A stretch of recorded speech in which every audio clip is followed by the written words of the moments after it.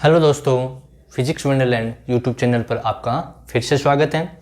आज का जो हमारा लेक्चर रहेगा उसमें जैसा बोर्ड पर लिखा हुआ है काइनेमेटिक्स, इसी में हम बात करेंगे। और इसमें हमारा टॉपिक चल रहा था स्पीड, चाल के बारे में। तो हमने लास्ट लेक्चर में पढ़ा था एक समान चाल, स्पीड क्या होती है, एक समान चाल क्या है, uniform speed, non uniform speed, उसके बारे में डिस्कशन किया था। उसी को हम आगे करते हैं, कुछ प्रॉब्लम भी हम सॉल्व करते हैं। तो स्टार्ट करते हैं आज का लेक्चर, जिसमें हम क्या पढ़ेंगे, स्पीड के बारे में। तो स्टार्ट करें। तो यहाँ पर देखिए, दोबारा मैं थोड़ा सा रिपीट कर देता हूँ। स्पीड क्या होती है? स्पीड होती है किसी कण, वस्तु जो दूरी तय करती है, उस दूरी में जो समय लगता है, तो दूरी और समय के अनुपात को हम क्या कहते हैं? चाल कहते हैं, स्पीड कहते हैं। अब हम बात करें कि नॉन यूनिफॉर्म स्पीड क्या होती है। किसकी बात करें? नॉन यूनिफॉर्म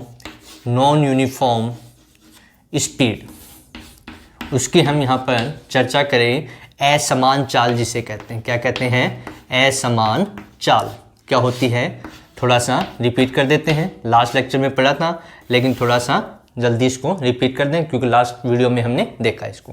तो देखिए, असमान चाल में हमने बताया था कि असमान चाल में क्या क्या कंडीशन हो सकती है। असमान चाल में जो दूरी होती है, क्या हो? दूरी अलग अलग, दूरी क्या हो सकती है? अलग अलग हो सकती है। पहली कंडीशन तो ये कि दूरी अलग अलग हो और समय अंतराल क्या हो? समय अंतराल समान हो। यानी कि वस्तु के द्वारा जो दूरी तय की जा रही है, वो समय अंतराल तो समान रहे उसमें, लेकिन दूरी अलग अलग हो सकती है। पहली कंडीशन तो ये हो गई। दूसरी कंडीशन क्या है? दूसरी कंडीशन ये है कि दूरी तो समान हो। दूरी क्या हो सकती है? समान हो सकती है। यानी कि समान दूरी, जो उसका स्टेप है वो समान हो, दूरी समान हो, लेकिन इसमें समय अंतराल क्या हो सकता है? समय अंतराल अलग अलग हो। समय अंतराल क्या हो? अलग अलग हो। समय अंतराल अलग अलग हो। तो ऐसी चाल को भी हम क्या कहेंगे? असमान चाल कहेंगे। तीसरी कंडीशन क्या हो सकती है इसमें? तीसरी कंडीशन ये हो सकती है दूरी असमान। दूरी असमान का मतलब अलग अलग हो, ठीक। और जो समय अंतराल है, जो वो समय ले रहा है उसमें चलने में, तो समय अंतराल भी क्या हो? अलग अलग हो। समय अंतराल भी क्या हो? अलग अलग हो सकता है। तो ये तीन कंडीशन यदि हमें देखने को मिलती हैं, कौन कौन सी? या तो दूरी अलग अलग होगी, समय अंतराल समान हो सकता है, या दूरी समान होगी, समय अंतराल अलग अलग मिलेगा। ठीक है, दोनों में अंतर हो रहा ना। देखिए, यहाँ पर समय अंतराल तो समान है, दूरी अलग अलग है। यहाँ पर दूरी समान है, समय अंतराल अलग अलग है। यहाँ पर दूरी और समय दोनों ही अलग अलग है। तो ऐसी चाल को हम क्या कहते हैं? असमान चाल। और असमान चाल में जब ग्राफ खींचा जाता है, किस किस के बीच में? समय के बीच में। बताया था कि समय, टाइम टी और दूरी के बीच में जब ग्राफ खींचा जाता है, तो जो ग्राफ होगा वो सीधी रेखा नहीं होगी। सीधी रेखा यदि मिलेगी तो वो सरल रेखा या सीधी रेखा मिलेगी, वो किस में मिलेगी? वो हमें एक समान चाल में मिलती है। असमान चाल में सीधी रेखा को छोड़ करके कैसा भी ग्राफ हो सकता है। जैसे ये इस प्रकार का ग्राफ हो गया, ठीक है, ऐसे हो सकता है। या फिर हम ऐसे बनाएं इसको, इस प्रकार से, ऐसा भी हो सकता है। तो यहाँ तक, तो यहाँ से यहाँ तक तो हमें एक समान दिख रही है, लेकिन उसके बाद में उसकी स्थिति बदल गई। ठीक है, तो ऐसी जो चाल होगी, तो उस चाल को हम क्या कहेंगे? असमान चाल। यानी कि असमान चाल में जो ग्राफ आएगा दूरी और समय के बीच में, वो सरल रेखा को छोड़ करके कैसा भी हो सकता है। तो ये था असमान चाल के बारे में। अब हम बात करें, ये लास्ट लेक्चर में हमने किया था, इसलिए थोड़ा सा उसको रिपीट हमने कर दिया। अब हम बात करेंगे औसत चाल की। कौन सी चाल की? औसत चाल। एवरेज स्पीड क्या होती है, उसके बारे में हम चर्चा यहाँ पर करें। ठीक है, तो यहाँ पर एवरेज स्पीड किसे कहते हैं, क्या होती है, कैसे डिफाइन किया गया है? यानी कि औसत चाल। औसत चाल क्या होती है? तो औसत चाल देखिए, कण के द्वारा औसत चाल V एवरेज के द्वारा उसको लिख दें तो V एवरेज क्या होगा? V एवरेज को लिखा गया delta x upon delta t, ये लिखा गया। इसका मतलब क्या है कि V एवरेज जो है वो क्या होगी? कुल दूरी किसी कण के द्वारा, किसी वस्तु के द्वारा, किसी पार्टिकल के द्वारा तय की गई टोटल डिस्टेंस और उस कुल दूरी में लगे कुल समय का अनुपात, उसको हम क्या कहते हैं, औसत चाल कहते हैं। जैसे एग्जाम्पल में मान लो कि कोई व्यक्ति है, ठीक है, और वो हमने कहा कि कोटा से दिल्ली जा रहा है। कोटा से कहाँ जा रहा है, दिल्ली। और कोटा से दिल्ली तक की जो डिस्टेंस है अप्रोक्सीमेट 500 किलोमीटर है। कितने किलोमीटर है, 500 किलोमीटर। और उसको कोटा से दिल्ली जाने में जो समय लगा, उसने कहा कि मेरे को 10 घंटे लगे। कितने आवर लगे, 10 आवर। कहाँ से, कोटा से दिल्ली। तो ये पूछा गया कि उसकी एवरेज स्पीड कितनी है, औसत चाल कितनी होगी। तो औसत चाल निकालें तो ये सूत्र रहा। तो क्या आएगा इसमें, कुल दूरी कितनी है, 500 किलोमीटर, तो यहाँ रख दें 500। और समय कितना लिया उसने, 10 आवर, 10 घंटे, तो बटे 10। ये इससे कैंसिल, तो कितना आ गया, 50 किलोमीटर पर आवर। ये उसकी औसत चाल हो गई। ये क्या हो गई, औसत चाल हो गई।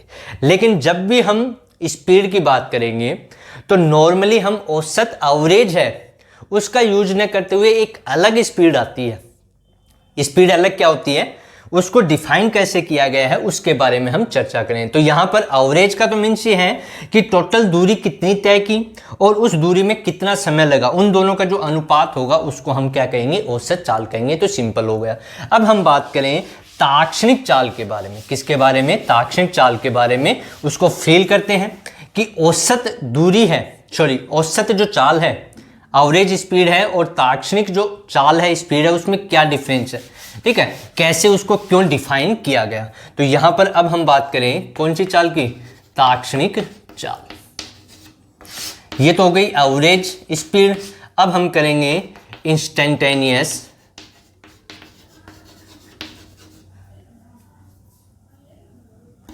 स्पीड की बात कर रहे हैं, ठीक है। तो देखिए हमने कहा कि पर्सन है वो कोटा से कहाँ जा रहा है, कोटा से दिल्ली गया, ठीक, यहाँ तक समझ में आया हमें। अभी हमने एग्जाम्पल लिया, कोटा से दिल्ली तक की दूरी कितनी मानी हमने, 500 किलोमीटर, और कितना समय लगा उसको, 10 आवर, 10 कितने घंटे लगे, 10 आवर। तो उसकी एवरेज स्पीड कितनी आ गई, एवरेज स्पीड आई 50 किलोमीटर पर आवर, ये आ गई। लेकिन क्या जरूरी है जो व्यक्ति है वो कोटा से दिल्ली जा रहा है तो उसकी स्पीड पूरे रास्ते में क्या यही थी, 50 किलोमीटर पर आवर। यानी कि यदि वो गाड़ी से आ रहा है तो क्या गाड़ी की स्पीड उसने ना तो कम की ना ज्यादा की, क्या इतनी ही रहेगी पूरे रास्ते, कितनी दूरी तक, 500 किलोमीटर।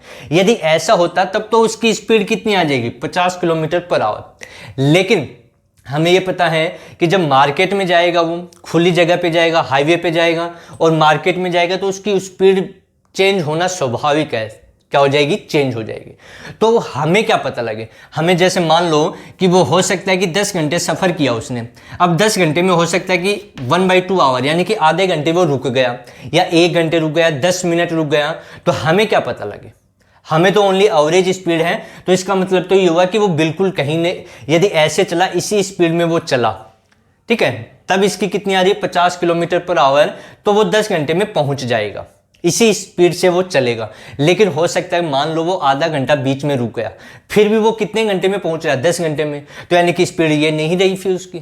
यदि ये रहेगी तब तो 10 घंटे लग रहे हैं, लेकिन यदि वो कम हो गई, ज़्यादा हो गई, तब चेंज जाएगा। तो हमें कैसे पता लगे, तो यानी कि जो डेटा है उसको और सफिशिएंट करने के लिए, एक्यूरेट निकालने के लिए, कि हमें हर एक क्षण का, यानी कि हर एक छोटे से सेकंड का भी हमें पता लग जाए, तो उसके लिए डिफाइन किया गया किसको, इंस्टेंटेनियस स्पीड को, ताक्षणिक चाल को। जैसे फॉर एग्जांपल कि उसको पूछा गया कि बता भैया कि 2 घंटे से 2 घंटे 1 मिनट में, 2 घंटे से 2 घंटे 1 मिनट में तो कितना डिफरेंस आया, 1 मिनट का। तो इतने मिनट में कितनी दूरी तूने तय की, तो ये मिनट में आ गई। तो उसने कहा कि यहाँ से यहाँ तक मैंने मान लो कि 1 किलोमीटर दूरी तय की, उसने बताया। अब हम डिफाइन कर रहे हैं कि एवरेज स्पीड तो ये आई, लेकिन ये नहीं हो सकती, यदि ये होगी तो हर जगह वो उसी स्पीड से चलेगा, ना तो कम होगा ना ज़्यादा होगा, तभी वो एवरेज ये आएगी। लेकिन वो हो सकता है रुका हो नहीं रुका हो, उसका हमें कैसे पता लगे। तो हमने उसको पूछा कि बताइए 2 से 2 घंटा 1 मिनट में तूने कितनी दूरी तय की, तो उसने कहा कि मैंने 1 किलोमीटर की डिस्टेंस तय की। तो अब जो स्पीड होगी उसकी स्पीड कितनी हो जाएगी, स्पीड कितनी डिस्टेंस तय की उसने 1 किलोमीटर, कितने समय में 1 मिनट में, तो आवर में कितनी हो गई 1/60, कितनी हो गई 1/60, यानी कि उसकी स्पीड कितनी रही होगी 60 किलोमीटर पर आवर, क्या रही होगी 60 किलोमीटर पर आवर। यानी कि कहने का मतलब है कि 2 घंटे से 2 घंटे 1 मिनट में जब वो पहुंचा तो उसकी स्पीड कितनी थी 60 किलोमीटर पर आवर, उसने बताया उसके अकॉर्डिंग, जबकि यहां पर कितनी है 50 किलोमीटर। तो यहां से हम अंदाजा लगा सकते हैं कि 2 घंटे से 2 घंटे 1 मिनट के बीच में उसकी स्पीड ये है, तो वो रुका नहीं होगा। अब इसको और एक्यूरेट किया गया, तो और एक्यूरेट किया गया तो उसको पूछा गया तो बताइए 2 घंटे से 2 घंटे 1 सेकंड में, अब सेकंड में कितनी डिस्टेंस कवर की। तो उसने बताया कि मैंने इस टाइम पीरियड में 20 मीटर, कितने मीटर 20 मीटर डिस्टेंस कवर की, तो उसकी स्पीड कितनी है। तो हम यहां से निकालें तो स्पीड कितनी आएगी, अब स्पीड आ जाएगी उसकी कि कितनी 20 मीटर। इसको हम कन्वर्ट करें किलोमीटर में तो 1000 का भाग लगा दें, ठीक है। और कितने 1 सेकंड में, तो इसको कन्वर्ट करेंगे 1/60 गुणा 60, ठीक है। तो ये तो ऊपर मल्टीपल में आ जाएगा, तो इधर मैं सोल्व कर देता हूं। तो स्पीड क्या आएगी, इसकी स्पीड आएगी 20 गुणा 60 गुणा 60/1000, यही आएगा। ये ऊपर आ जाएंगे दोनों, ये डिवाइड में, तो 1 2 3 1 2 3 कैंसिल हो गए, 6 दूनी 12 12 6 72, यानी कि कितनी स्पीड रही होगी उसकी 72 किलोमीटर पर आवर। कब, जब 2 घंटे से 2 घंटे 1 सेकंड उसने लिया, यानी कि 1 सेकंड में उसकी स्पीड कितनी रही 72 किलोमीटर पर आवर। तो कहने का मीन्स उसने जैसे जैसे डाटा बताता गया वो वैसे वैसे हमें स्पीड का पता लग गया कि यहां तो वो बता रहा है 50 किलोमीटर पर आवर है, लेकिन यहां पर कितनी मिली हमें 60, यहां पर 72 मिली। तो यानी कि हर एक टाइम पर उसकी स्पीड चेंज हो रही है। लेकिन जब एवरेज हम निकालेंगे, इन सब का एवरेज हम निकालेंगे, वो चेंजेज होती जाएगी, तो इन सब का एवरेज कितना मिलेगा 50 किलोमीटर पर आवर हमें मिलेगा। अब वो हो सकता है कि आधा घंटा रुका हो, नहीं रुका हो, चला हो, पैदल चला हो, रुक गया हो, चाय वगैरह पी रहा हो, तो वो सब कुछ इसमें काउंट हो जाएगा। तो उसको डिफाइन किया गया कि समय जो टाइम है वो जितना कम होगा, तो देखिए यहाँ पर सेकंड में हमने लिया, यहाँ पर मिनट में लिया हमने, तो समय टाइम है वो जितना कम होगा स्पीड उतनी ही एक्यूरेट हमें मिलेगी। तो उसी को डिफाइन किया गया किसके द्वारा, ताक्षणिक चाल या इंस्टेंटेनियस स्पीड के द्वारा। तो जो कहा गया, तो इंस्टेंटेनियस स्पीड जो ली गई उसको इस प्रकार से डिफाइन किया गया कि इंस्टेंटेनियस स्पीड v इंस्टेंटेनियस में कर देता हूं इसको, ठीक है। तो इसको लिखा गया डेल्टा x है ना दूरी, delta x upon delta t, ये हो गया, ठीक है यहां तक। लेकिन हमने कहा कि यहां पर समय का इंपॉर्टेंट है, तो यहां पर लिमिट अप्लाई कर दी, limit delta t tends to 0, क्या कर दी डेल्टा t टेंड्स टू 0, यानी कि जो टाइम पीरियड है वो बहुत बहुत बहुत कम हो। जैसे मैं मान लूँ 1 सेकंड ले रहा था, अब मैं ले लूँ 0.001 सेकंड, तो इस सेकंड में और ज़्यादा एक्यूरेट हमें मिल जाएगा। तो यहाँ पर टाइम पीरियड जितना कम होगा उसी को उस कंडीशन में जो उसकी स्पीड होगी वो बहुत अच्छे से हमें देखने को मिलेगी, ठीक है। तो उसको डिफाइन किया गया फिर इंस्टेंटेनियस स्पीड, यानी कहने का मतलब है कि किसी विशेष क्षण के ऊपर जो कण है, पिंड है, बॉडी है, ऑब्जेक्ट है, उसकी जो चाल होगी विशेष क्षण पर, उसी को हम क्या कहते हैं ताक्षणिक चाल। तो यहां पर इस लिमिट को फिर हटाया गया, तो इसको लिखा गया instantaneous equals to dx upon dt। तो ये फर्स्ट ऑर्डर डिफरेंशिएशन हो गया, ये क्या हो गया फर्स्ट ऑर्डर डिफरेंशिएशन। तो जब भी हम यूज करेंगे वहां एवरेज स्पीड का यूज न करते हुए हम इसका यूज करते हैं, dx अपॉन dt का यूज करते हैं। जब प्रॉब्लम हम सोल्व करेंगे तो वहां पर इसका हमें यूज करना है, वहीं पर हम करेंगे तो और अच्छे से क्लियर हो जाएगी। तो यानी कि बहुत कम टाइम पीरियड के लिए, तो यहां पर limit delta t tends to 0, यानी कि जो टाइम पीरियड है वो बहुत ही कम है। इस प्रकार से इसको डिफाइन किया गया है, किसको ताक्षणिक चाल या इंस्टेंटेनियस स्पीड हम उसको कह सकते हैं। तो क्लियर यहां तक। अब हम आगे बात करें कुछ एग्जाम्पल, कुछ प्रॉब्लम सॉल्व करें कि कैसे क्वेश्चन पूछे जाते हैं एग्जाम से, ठीक है, उससे बेस्ड हम यहाँ पर प्रॉब्लम वगैरह सॉल्व करें। तो एग्जाम में जैसे मान लो कि हमें दिया गया क्वेश्चन जैसे हो, मान लो कि कोई वस्तु या व्यक्ति, मान लो कोई व्यक्ति T1, T2, T3 and so on, इसी प्रकार से समय में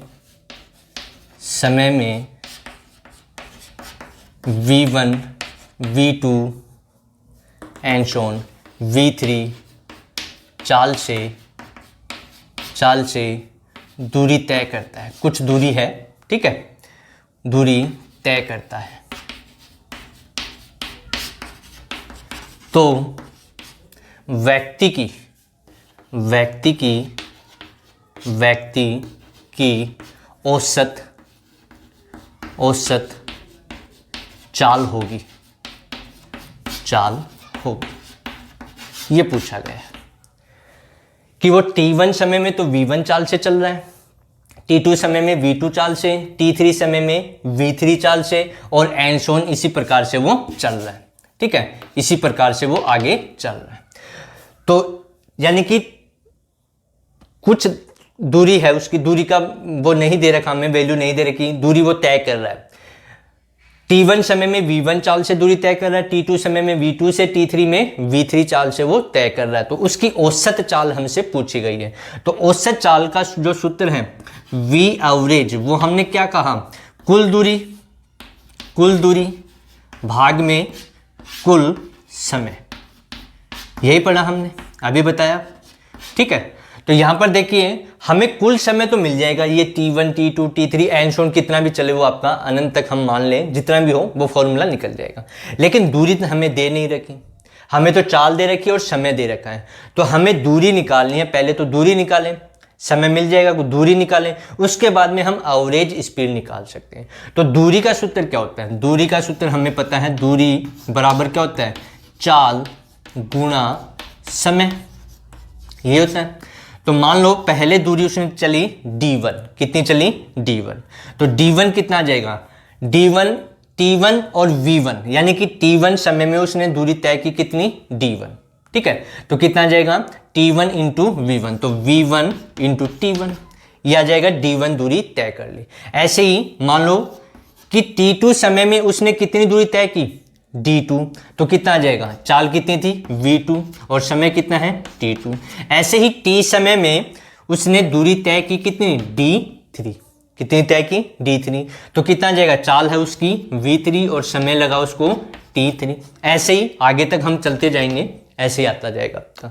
तो टोटल दूरी कितनी होगी, D1 plus D2 plus D3, ये हो जाएगी एंड सो ऑन, आगे तक हम चल रहे हैं। तो यहाँ पर अब हम एवरेज निकाल दें, तो एवरेज कितना आएगा, D1 plus D2 plus D3 plus and so on, upon में time, total time T1 plus T2 plus T3 plus and so on, ऐसे चलेगा।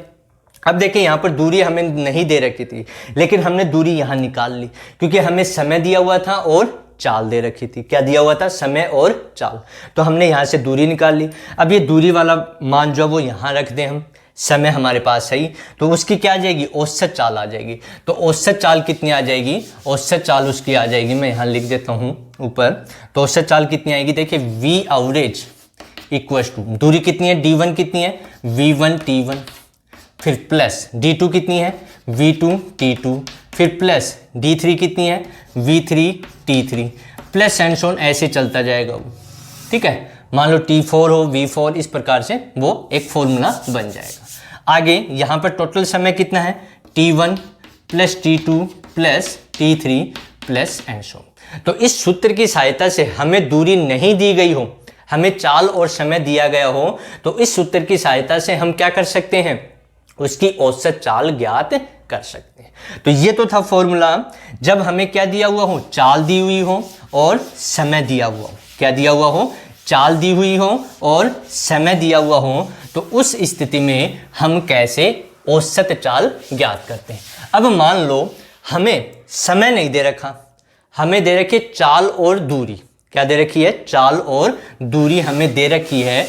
तो जैसे क्वेश्चन में कोई व्यक्ति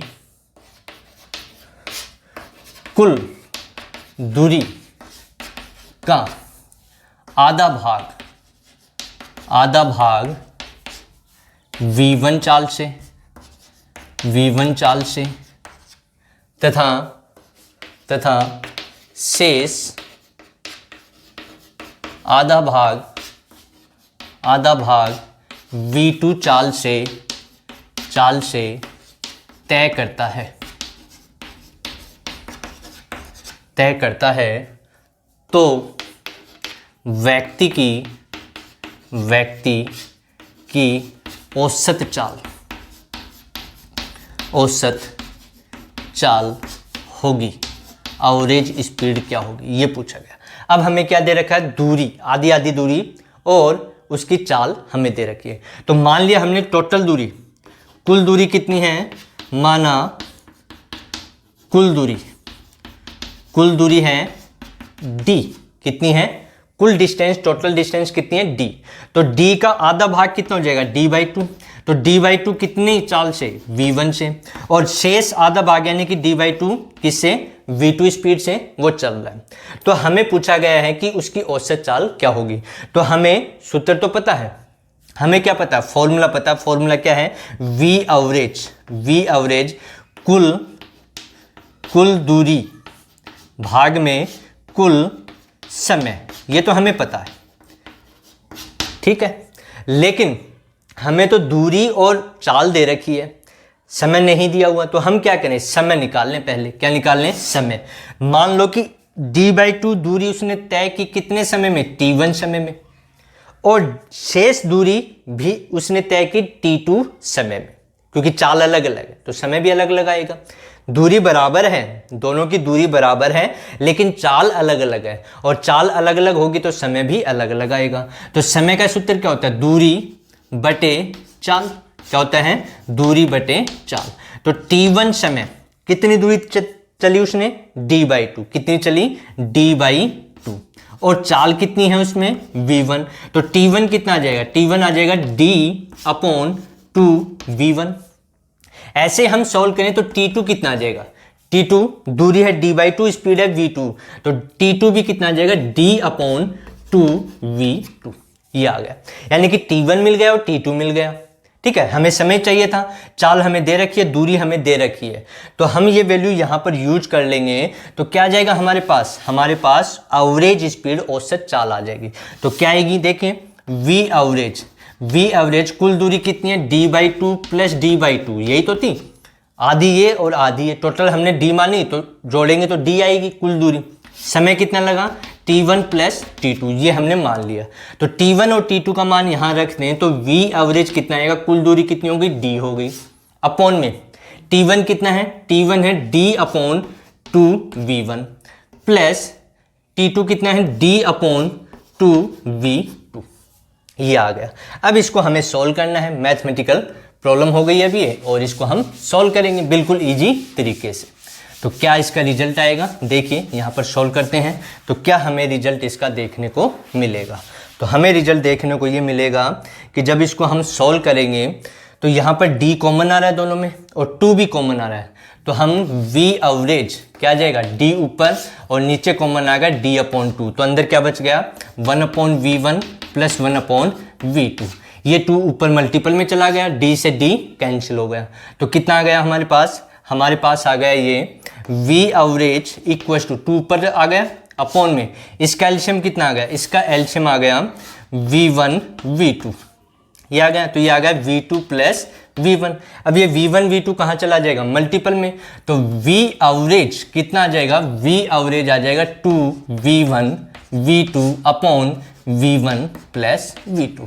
तो यदि हमें, तो ये फॉर्मूला आ गया हमारे पास, तो यदि हमें दूरी और चाल का मान दिया हुआ है, डिस्टेंस किसकी, डिस्टेंस और स्पीड की वैल्यू दे रखी है, टाइम पीरियड नहीं गिवन है, तो इस प्रकार से हम उसको क्या कर सकते हैं, सॉल्व कर सकते हैं, उसकी एवरेज स्पीड निकाल सकते हैं। इससे बेस जो प्रॉब्लम है वो हम अगले लेक्चर में कंप्लीट करेंगे। यहाँ पर हमने फॉर्मूले लिखे कि हमें क्या दिया हुआ था, हमें पहली कंडीशन में 2 क्वेश्चन हमने किए, हमें समय दिया हुआ था पहली कंडीशन में, टाइम पीरियड दे रखा था और चाल दे रखी थी। तो हमने क्या निकाली, वी एवरेज निकाली उससे, कि जब हमें समय और चाल दिया हुआ हो तो एवरेज स्पीड कैसे निकालते हैं। दूसरी कंडीशन में हमने दूसरी प्रॉब्लम की, उसमें हमें क्या दे रखा था, उसमें हमें डिस्टेंस और स्पीड दे रखी थी, टाइम पीरियड नहीं गिवन था। यहाँ डिस्टेंस गिवन नहीं थी, यहाँ टाइम पीरियड नहीं गिवन है, फिर ये हमने वी एवरेज निकाली जिसका फॉर्मूला ये लिखा हुआ है। अब इनसे रिलेटेड जो प्रॉब्लम है कैसे हमें एग्जाम में पूछी जा सकती है, यहाँ पर 2 ही कंडीशन हमने ली, ठीक है। ऐसा भी हो सकता है कि d/3 दूरी, d/3 और d/3 टोटल पाथ की इतना इतना, उसने मान लो कि इसने v1 से इतने v2 और ये v3, यानी कि टोटल जो पाथ है, टोटल दूरी है, उसका d/3 पार्ट उसने v1 स्पीड से, d/3 आगे का d/3 v2 से, आगे का d/3 v3 से उसने तय किया, तो उसकी एवरेज स्पीड कितनी होगी। तो इसी प्रकार से उस फॉर्मूले से हम उसको सॉल्व करते हैं। तो इससे रिलेटेड जो प्रॉब्लम है वो हम अगले लेक्चर में कंप्लीट करेंगे, तब तक पढ़ते रहिए।